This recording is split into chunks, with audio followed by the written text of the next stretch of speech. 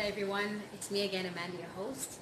If you are a returning subscriber, welcome back. And if you're new to my channel, please don't forget to subscribe down below, and don't forget to smash the notification button so that you will know when I post new content and you're able to join in with my tribe so that we can discuss more controversial and considered taboo conversations. Basically, if you saw my video last week, you'll know that this platform is one that is completely non-judgmental. It's a platform where we talk about, one of those topics that most people would rather not talk about. We do so in such an open form of dialogue and in a way that is not judgmental towards the next person. We are very sensitive, and ultimately the point of this platform is for us to learn and grow from each other, because we don't know everything really. So it's nice to just feed off one another and to get an idea and a different way of thought and perspectives to certain dynamics.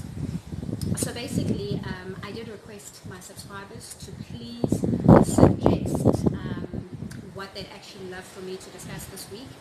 And the feedback that I received was that we please discuss polygamy and polygamist relationships. And I gladly obliged, and here we are. We're going to be talking about polygamy. So basically, what we're going to focus on is what is polygamy? What is it really?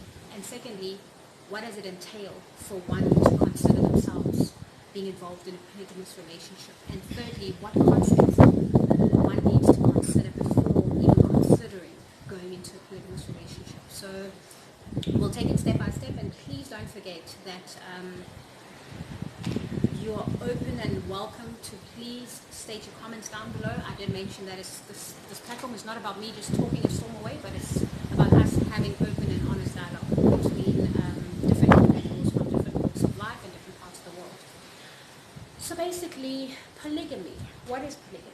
Polygamy is an institution whereby a man, I suppose a woman can do it as well, can take more than one wife at a time. A lot of people ask, is it only men that can marry more than one wife at a time? I'm pretty sure that being in the 21st century, women can also take on more than one husband.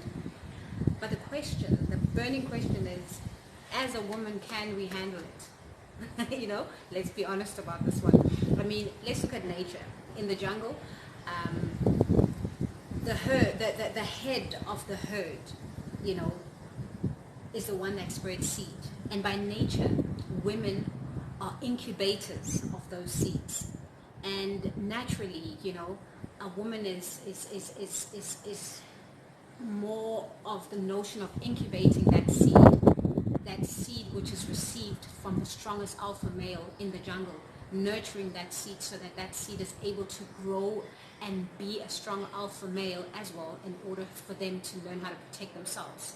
It's survival of the fittest. So in my personal opinion, I don't think as a woman I'd be able to manage to marry more than one husband. It's just, I just couldn't. But of course, this is open to personal opinion, and of course we're all different, and we all know what we can and what we cannot handle. So yeah.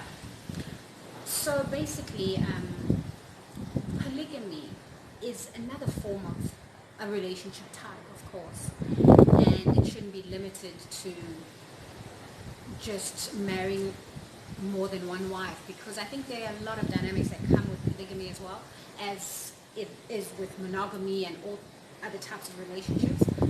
And I do believe that it's a matter of just being open-minded about it. And if you're open to that sort of stuff, I think it's something that you need to discuss with your partner from the get-go. It's a communication that you need to have from the beginning of the relationship, that look, this is how I view relationships in my opinion. I see myself being open and able to open myself and avail myself up to more than one relationship in this lifetime, and experience different versions of me to different people at a go. And I think that is a very crucial and important conversation to have from the get-go of a relationship, because you both know where you both stand. And in this way, out of your honesty, you're able to give the next person, the platform to be able to make a conscious decision on whether they want to stay or let it go, and eliminate that element of deceit, of betrayal, because ultimately people feel betrayed when they feel like they were entitled for you to be monogamous or just focus on them only. But I think once you've opened up that platform that, look, this is how I view relationships and this is how I'd love to lead relationships, there'll be no blame game to anybody, and everybody is aware in what exactly they're opening themselves up to experience, So I think as well, like we mentioned, that it's also a relationship type, it shouldn't be limited to anything, and it's really how you choose to view it. It's honestly how you choose to view it. What is love? What is a relationship? What color is it in your eyes? Those are all concepts that you need to define in your own personal capacity before you even consider. So I do think that it's a subject that's open to a lot of discussion, and I'm really looking forward to having this discussion with the rest of you. So what can one do, to consider, or rather before they consider going into a polygamous relationship? What is it that you need to actually look into before even committing to such a relationship type, if you are one that has never actually been exposed to such? Entering into a polygamous relationship, I believe, should never be about how much sex you can have. I do believe that polygamy is not for boys, but it is for men.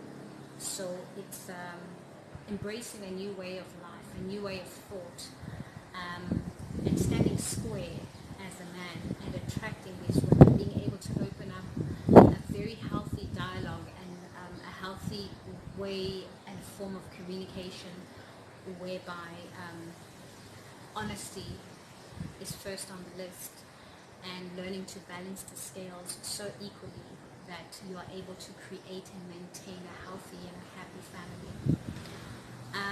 I do believe that as a man considering to enter into a polygamous relationship, you need to have been able to master your day one.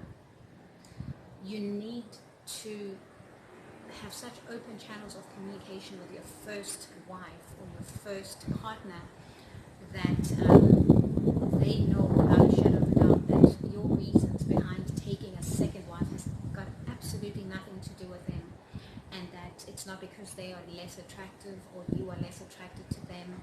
It's very important so that there's no resentment that takes place within your household. Even if you are not there, you know that those people are able to coexist in such a healthy manner in your home. I do believe that you need to be also very industrious, more business-minded if you're going to be a man entering into a polygamous relationship. You need to understand that your time has now become very limited, because now it's not about just being constantly served, but it's you about serving your family. Next, importantly, I think it's very important to find ways in which you are able to center yourself, a go-to place where you can go and recollect and ground yourself, because as we know, your time becomes very limited, and you need to make sure that your mind is at such a place of clarity that you're able to make rational decisions as opposed to emotional ones. It becomes a very, very crucial quality to nurture, because anything can happen, and most decisions that are made out of an emotional place more times than ever could prove worse. And then most importantly, for me, without wishy-washy, it has to be self-mastery. You have to be such a self-disciplined individual. You have to master yourself so well, because how are you then able to actually run a full-on household if you are not self-disciplined? So basically, I guess each and every one of us have their opinions, on how the do's and don'ts, etc., etc. The dialogue is open for all of us to discuss. So please leave your comments. And once again, I will see you next week where we tackle yet another taboo subject.